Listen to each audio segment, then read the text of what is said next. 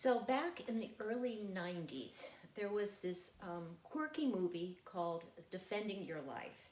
And in some respects, I think it is one of the most deep theological movies I've ever seen in my life, even though it's not religious per se. If you ever have a chance to watch it, I recommend it. The premise was this, that when you died, you went to this, I guess, purgatory type place called Judgment City. And you would go to Judgment City in order to have a trial on your life. You would be called to defend your life. And depending on the outcome of the trial, you would either go to the next level, what we might consider heaven, or you would go back to earth in order to do it all over again. There wasn't a hell per se, though probably an interesting commentary on earth, but I digress.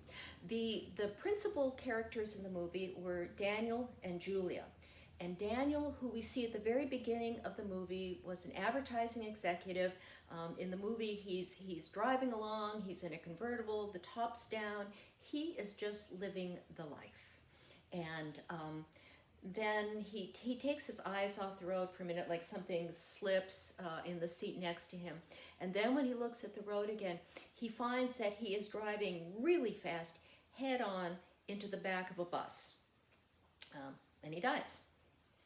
So the next time we see Daniel, he's now in, I guess, like a hospital robe, and he's being wheeled along with other people who have died about the same time he did into maybe this processing room at Judgment City, where he's going to be checked in. And so while there, he meets the man who's going to be his lawyer or his advocate for this trial, and the man explains to him what's going to happen.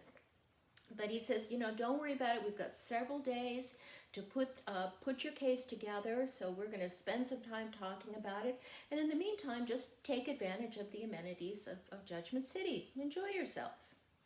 And actually, it's pretty nice. You can golf, you can play tennis, there's movies, lots of restaurants. There's a lot of cool stuff to do. I mean, Judgment City's actually pretty nice.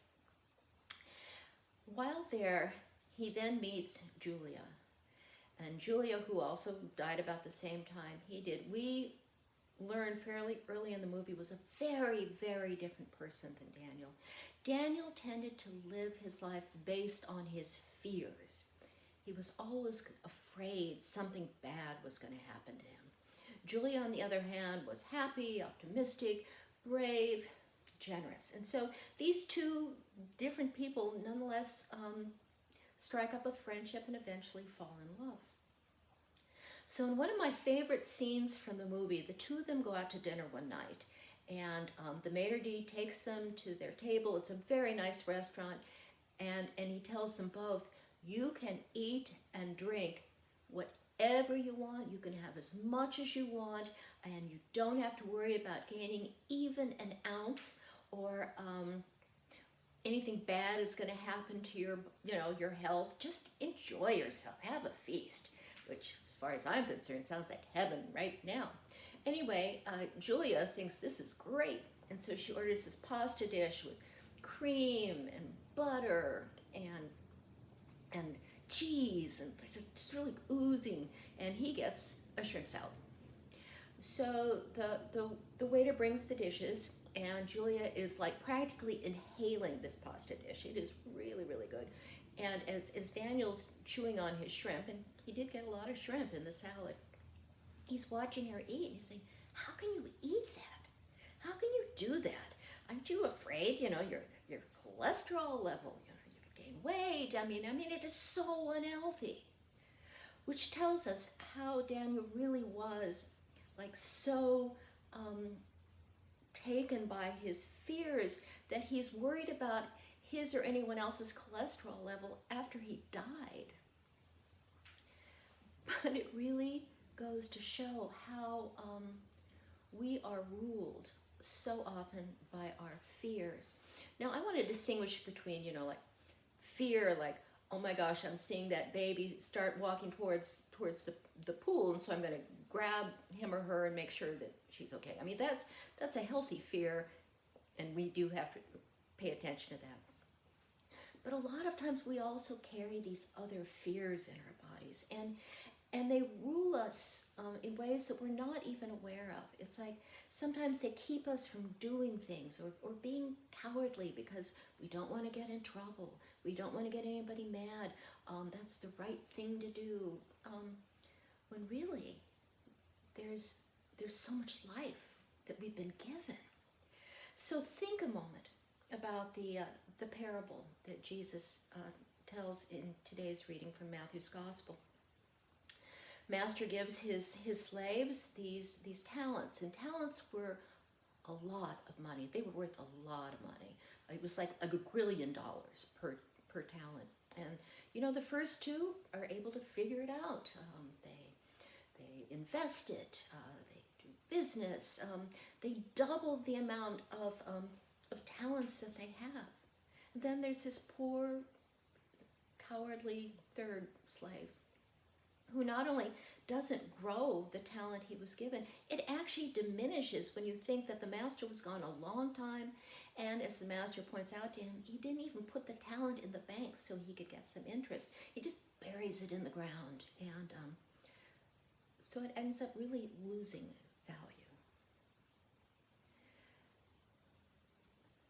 It makes me think that should I end up in Judgment City someday, and I'm having coffee with Jesus, this is sort of my version of Judgment City, not Judgment Day, Judgment City, and Jesus turns to me and says, Allisyn, what did you do with the talents I gave you?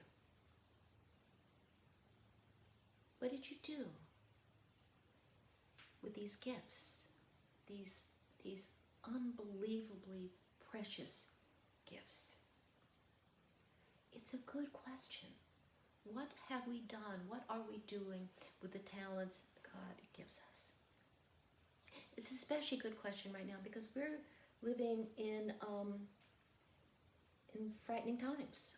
There is a lot of fear. There is a lot of anxiety. I mean, we're back in purple, the purple zone for the coronavirus here in the state of California, or actually in the county of San Diego, and there's a lot to be scared of, and there's a lot to be worried about. How are we to find our talents in the midst of such things? Well, if we trust God, there's ways. They're there, and they are ready to be grown, ready to be invested. Case in point here at St. Bartholomew's. This last summer, we started a book study on waking up white. And I was told by more than one person, and trust me, there's no judgment here at all, that they decided to participate in the book study, not necessarily because they wanted to talk about racism, but they were kind of stuck at home and had nothing else to do. As I said, no judgment. I'm just glad they did it. Because also, talking about racism is scary, and yet they did. And then we had a second book study on the book Just Mercy, and then a movie night on 13th, and now we have over 40 people participating in Sacred Ground, which is a long-term study and discussion about race and our understanding of race. It was all from that initial talent, that book study, that initial talent, that all of a sudden we've been able to really double what was possible. We are having conversations now that we might never have had otherwise. And it is scary. But it is also a bright spot that in the midst of this, that we are still able to utilize the talents we have been given. So, in the movie, in another scene, Daniel and Julia are playing miniature golf. And he says, so, you've never talked about how you died, Julia. And she said, well, I don't want to talk about it. Which is weird because she's always very, very forthcoming. And he says, come on, I told you how I died. I died by driving into the back of a bus. What could you have done that could be any more embarrassing than that? She says, okay. Well, it turns out she was with her family, and they were at some friend's house who had a swimming pool, and she decided that she really, really wanted to go swimming. So she was running out towards the pool, tripped, fell, hit her head on the cement, and died. And Danny's going, oh, that must have been so horrible. Oh, you must have been so scared. And she said, no, I was angry. I was really angry because I'm a good swimmer and I love to swim. I wanted to swim. This is the spirit that God gives us the talents we have to use them, to grow them, to enjoy them, to give thanks for them, and to say thank you for this life. Thank you for this incredible life. It brings to mind that beautiful line from the Mary Oliver poem, Summer Day. Tell me what you plan to do with your one wild and precious life. Really, that is the question. That is the question God asks us every day. We don't need to be frightened. We will be held accountable, but we don't need to be frightened. And it's only to make sure that